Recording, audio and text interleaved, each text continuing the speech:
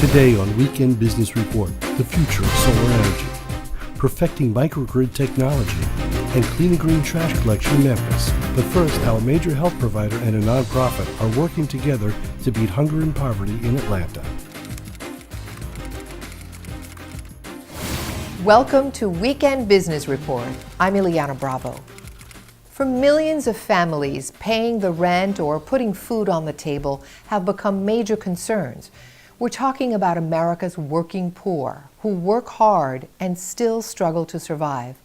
In the city of Atlanta, where since 2000 the population on the poverty line has increased by 90%, Hosea Feed the Hungry provides a lifeline for thousands of families.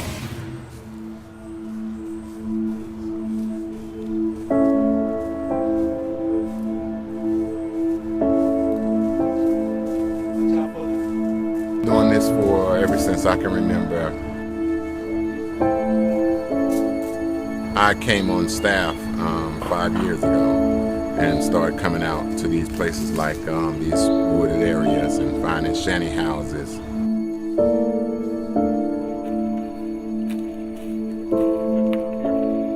Amazing not to see but one or two people out here now. We know a couple of people that used to live here that passed away.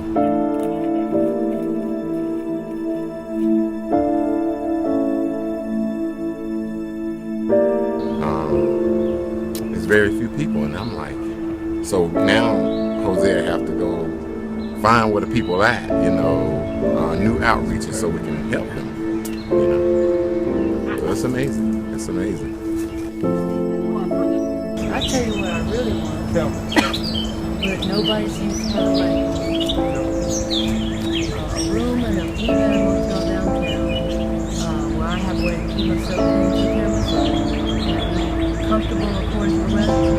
That way I can get out and put in my applications and get work. City of Atlanta has 68% of homeless people are children 18 and under.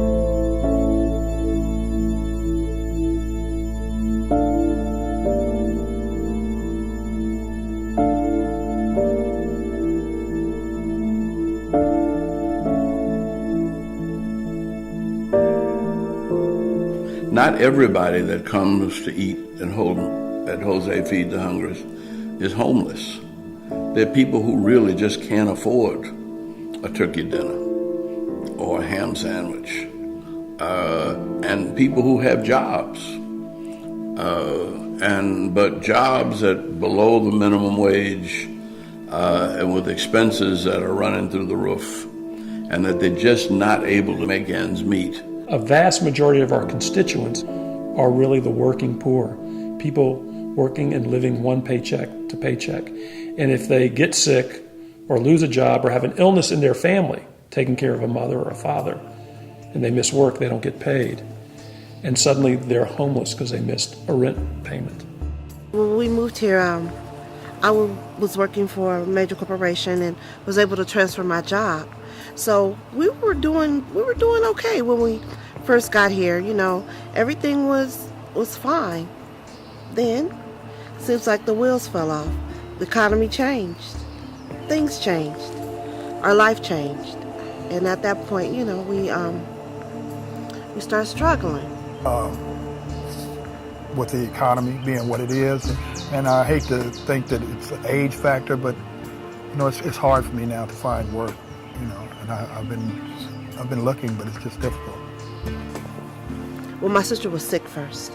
Then, while I was there, seeing her because she had cancer, and I wanted to see her before she passed on. So, when I went there, found out that I didn't have a job. Well, I came back and I never got any other work, so I'm no longer employed with them.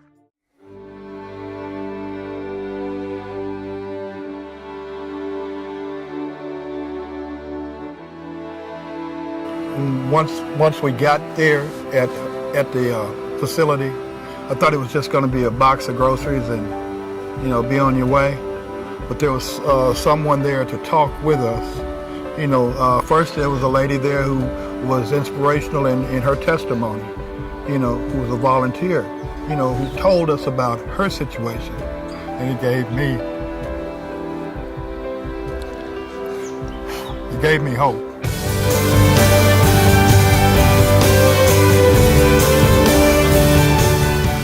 And then I talked to someone else about, the resources and them being able to connect us with other people that could help us in this journey, and that, maybe we can dig ourselves out of this hole. He has a disability, and what he didn't realize is the resources that actually sit there for him. And a lot of times that's what happened with our clients. They just don't know what resources sit there for them. So we're putting them through our job readiness program to help them to find a job. But in addition to that, we're going to help them to look beyond that piece, to look just a little bit further beyond that and look at what resources that are right there available in their communities. Hosea Williams' Feed the Hungry was started after Martin Luther King was murdered. When that happened, my father started looking for a place. Well, what's going to be my place? And he was taking a walk down Auburn Avenue where Martin Luther King's office was, where they would have all their meetings, and saw a man eating out of a garbage can. And he just had an epiphany where he said, well, maybe this is my calling now. That's how Hosea Feed the Hungry got started. If Martin Luther King Jr. could die for what he believed, hell, man, at least I can stand up now. And I'm going to tell you what, Pat, I'm going to stand up and speak out for our people till they're free or until I'm dead. Whenever I go over and see the work that they're doing, it brings a thrill to my heart and sometimes a tear to my eye, because they do everything right. Coca-Cola has been a long-term partner with Hosea Feed the Hungry for more than 30 years. Our roots go way back with the Reverend Hosea Williams. So in addition to providing product, Coca-Cola beverages at the dinner events, we have hundreds of volunteers. We also do provide dollars on an annual basis to help underwrite the cost of the dinner events and other programs that Hosea delivers in the community. We actually make the egg roll, hand roll, egg roll, scratch it, and rice, and teriyaki chicken, and then we serving the egg together with the Hosea food together. We also provide so many other services, from a shower to getting their hair cut, to medical services, to job readiness services. And this is, again, their first step in the door to potentially getting a job, to potentially getting a stable home so that, again, we can drive these sustainable communities. Hosea Feed the Hungry. They come in and they tell you it's going to be okay. You're going to make it. We're going to help support you in any way that we can. And then when they say that they're going to do that, they follow through with it. And that is really important for people who have been in my situations, who haven't had a lot of people to follow through with them, for someone to follow through. The civil rights movement. We had the sense to say we need that in this country to be the best country, but we didn't take it the next step further, empower people financially, economically. So they let the movement down because they didn't take it to the next level, and that's what it's supposed to be. That's what Dr. King cried out for. Let's go to that next level. So we still haven't fulfilled the dream that men like Dr. King gave their lives for.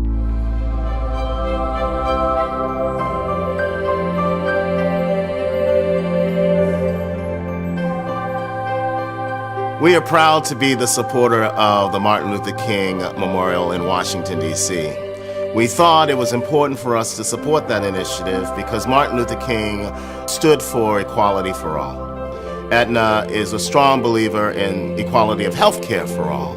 And so it made very, very much sense for us to be a part of that initiative. So we created Voices of Health to target local nonprofits that are working to address needs in their communities.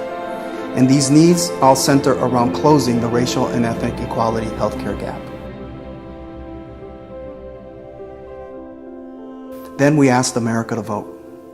business leaders, community leaders, thought leaders, sponsors, supporters of the organizations, all turned out to vote for their favorite organization. And the 2013 winner was Hosea Feed the Hungry.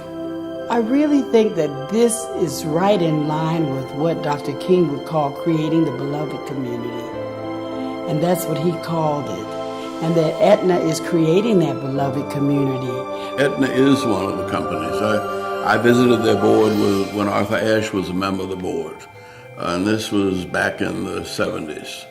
And so for a long time they've been concerned about caring for people. Hosea Feed the Hungry, I know, will do wonders with the prize. They also serve other counties within Georgia. They have a footprint and have served and have reached out to communities in Africa, in the Philippines, etc. And then to have a company like that, a national company, recognize little old us down here in Atlanta, Georgia, was, it kept us going. Because sometimes you just want to say, I give up. But you can't. When you see the faces on those children and those mothers, and I had a little 2-week baby in my arms 2 days ago named Jeremiah, whose mother lives in one of the shelters that they're closing here in Atlanta. The Aetna program will allow us to say to her, Lakeisha, her name's Lakeisha, you don't have to worry about where you're going, honey. You just come over to Hosea Feed the Hungry. We're going to find something for you and your 2-week-old baby. So it was like a great, great award. But it was a deep, deep encouragement that says, keep going, Hosea Feed the Hungry, just keep going. You're doing the right thing. Without that, I just, everything seemed dark. Everything was dark. But today I see light. And with that light, there's hope. There's hope. Hope is everything.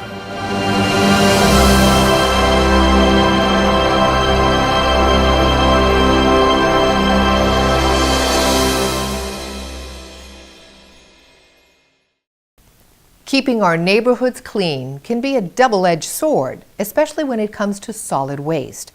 We all love the convenience of having curbside trash pickup, but the exhaust from large diesel trucks used to collect and transport it, though no longer spewing plumes of smoke, contain airborne pollutants, many of them carcinogenic. Richard Allen reports. This is Inland Waste Solutions in Memphis, Tennessee. They've eliminated the diesel and switched to something else. Operating large trucks, of course, diesel was our fuel of use for many of years in the solid waste business. With the rising cost of diesel and the negative impact on both our cost and what we're having to charge our clients, we were looking for alternative energy sources. We decided to go with compressed natural gas, and with that said, we're looking to both convert our diesel trucks to natural gas and buy new with any of our new ventures that we're doing, along with building our own compressed natural gas stations. Compressed natural gas is actually a fuel that comes directly out of the ground and is a usable source coming out of the ground. Compressed natural gas is the same safe, clean-burning fuel used in many homes for cooking and heating. Not only that, it reduces the carbon footprint for the city and for us. We took 24 trucks and reduced that emissions by 90% per each truck. The trucks that are running through our community every day are so much cleaner than the diesel counterparts that have been run in the past. So it's a very, the benefit is economics, the benefit's environmental, and our customers are very pleased, and the citizens of Memphis are very pleased that we can combine those two into one of these city services. And according to the U.S. Energy Information Administration, America has more reserves of natural gas than any other country in the world except Russia. So it's an easy source that comes direct. We don't have to worry about it being shipped from overseas. Don't have to worry about it being put on trucks and brought here. There's no interruptions of service. It's available 24/7. This gives us some stability in pricing. We're able to do long-term hedge contracts. So we're able to control that price, and the price actually is significantly cheaper to start with. Having Inland Waste here as a new company of Memphis Light, Gas, and Water is similar to adding 400 or 500 residential customers over which we can bill utilities and spread those fixed costs out. So again, we can have that lowering impact on rates for all of our customers. Our whole focus as a company now is using compressed natural gas as our fuel source. So over the next 5 years, you'll see our company go from 100% diesel to 100% CNG. We're going to build these stations, as you see here, at all our locations. That's the game plan to move forward. We're also going to build the retail aspect of it. So we'll have the infrastructure paid for by our cost savings, and being able to put the retail outlets on the front end of all of our operations. That gives the general public utilization and access to stations in 8 different states and at least 11 different areas that we're in. Our game plan is to continue that growth pattern and be able to deliver that retail aspect and be able to pay for it through our operations. Inland Waste Solutions' compressed natural gas strategy has not only enabled the company to save money and help the environment, it has also translated into a contract with the City of Memphis to be their waste solutions partner. We share a great relationship with the city and with the authority that supplies us the gas, Memphis Light, Gas, and Water. It's been great coming together to put this project together and seeing it through to the end with them. Memphis is working hard to be clean and green, and having Inland Waste here now is a testament to the fact that we're moving in that direction. Also, our Clean and Green initiative involves turning our own trucks and vehicles over to CNG fuel, and these things help preserve our environment and also gains national attention as the city tries to create a more sustainable community. People want to live in a community that's clean, where there's good air quality, where there's energy efficiency, which lowers their cost of living and makes the neighborhood more livable. We're currently up to about 30 trucks. We like to double that in the next 24 months, and we like that all to be compressed natural gas. So we're going to continue service the city using compressed natural gas, reducing the carbon emission footprint for the city, and be able to keep a low-cost provider out here for the city. For Weekend Business Report, I'm Richard Allen. Electricity. It's something we all take for granted. It's instant gratification the moment we flip a light switch. But as I found out, that may not always happen. Huge overhead electrical wires. They carry gigawatts of power to our homes, businesses, and government facilities. For decades, they've been connected to a central power plant. Our electric grid is really designed back in the 30s, 40s, and 50s. And it's designed to be a very top-down, very centralized system. So power is generated at large power generation stations, and the power then flows through a distribution system out to the end customers. But now, as America and the rest of the world transition from traditional sources of power generation to renewables, such as wind and solar, there are now glitches in the system. Our utility system has always been an extremely reliable, probably the most reliable piece of your life. As the renewable systems come on, that is going to change, and a different distributed energy and storage solution will have to be incorporated to ensure that the transition to renewables will be a very seamless and very fruitful endeavor. In other words, instead of your power coming from one central source, it will come from multiple sources, depending on what's available at that moment. And it's a microgrid that controls all of this.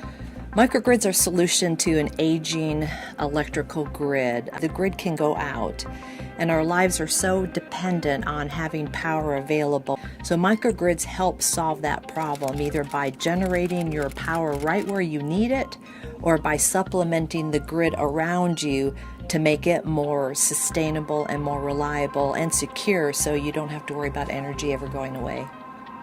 One of the challenges we face with microgrids is a brief momentary power outage as the grid switches from one energy source to another. That can have far-reaching repercussions in the private sector as well as the public. But now, Go Electric has an innovative solution. Go Electric has a very unique patented microgrid technology we call Blinkless. Blinkless allows you to go on and off the grid very seamlessly at full power, literally blinklessly. The lights don't blink, the owners don't even know they're off of the grid, and that's important. In fact, it's so important that the U.S. Northern Command has a demonstration project called Spiders, and Go Electric is a part of it. U.S. Northern Command is the geographic combatant command that is responsible for the homeland defense of North America and the American people. The Spiders demonstration is the smart power infrastructure demonstration for energy reliability and security. It provides a smart cyber microgrid that integrates renewable energy, energy storage, and traditional backup diesel generation, all to protect the energy delivery to mission-critical assets. Our objective is energy security, and the microgrids are part of the solution space that we're looking at that provides us the mission assurance because it allows it to independently operate in the event of a man-made or a natural disaster. The national security implications of smart grid technology like those developed by Go Electric reach beyond just helping a military base or a company. They also address nationwide the ability for us to reduce our dependence on imported petroleum. As more sources of power generation come online, the ability for an organization or an individual to set up their own microgrid is also being enabled by Go Electric. Go Electric's energy resiliency system is aimed at helping small businesses be resilient to any grid interruptions that could happen either due to a hurricane or just to a grid outage or any reason whatsoever. So the ERS, Energy Resiliency System, literally forms a microgrid and gives them the ability to tap into a generator for power, renewable energy for power, or batteries for power. And our Blinkless technology, which is built into that system, blinklessly switches as what is needed depending on what the circumstances are. For a business owner, it means your business is always in operations. For a military base, it means your radar is always working, your operations are always working, you're always doing what you need to do to keep the country secure. The core of what Go Electric has developed from an academic perspective is being able to go into the individual cycles of AC power that happen at 60 cycles per second and be able to switch within one cycle. It's amazing technology. I see the future of microgrids continue to grow in the United States. It's a great solution to help boost the grid, and it's a great solution to enable renewable energy to get more and more penetrated into our overall grid system.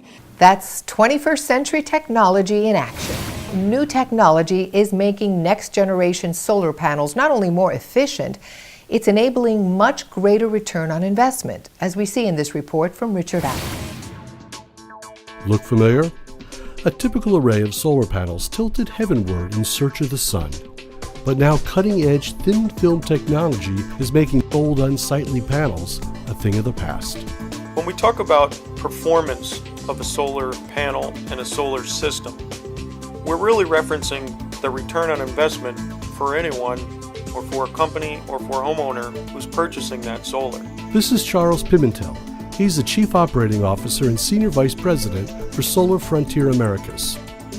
The return on investment is a function of multiple factors, but the most important factor is the amount of energy that's produced every day from those panels that are on that roof or on that ground mount system. The more energy produced per watt of installed panels returns a higher investment for the buyer. In other words, it's not about how much power a solar panel is capable of in the lab. What matters is how it performs under real-world conditions.